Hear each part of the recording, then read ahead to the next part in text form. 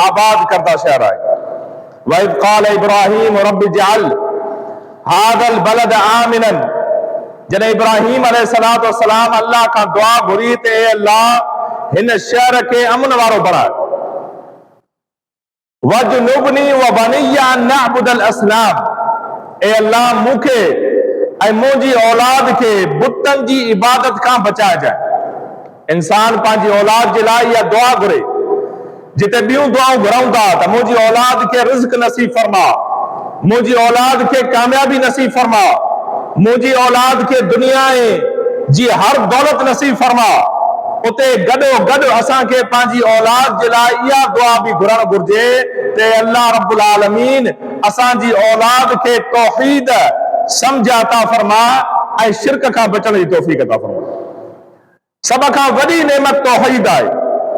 जेकॾहिं असां पंहिंजी औलाद खे तौहीद न सम्झाईसीं, भली दुनिया जो केॾो न वॾो ऑफिसर बणिजी वञे, उनखे इहा ख़बर न आहे त मुंहिंजो ख़ालिक, मुंहिंजो मालिक, मुंहिंजो राज़िक, मूंखे हर शइ अता करण वारी रब जी ज़ात आहे। तौहीद जी मारिफत न अथसि, इहा दुनिया जूं डिग्रियूं कंहिं कम जूं न आहिनि।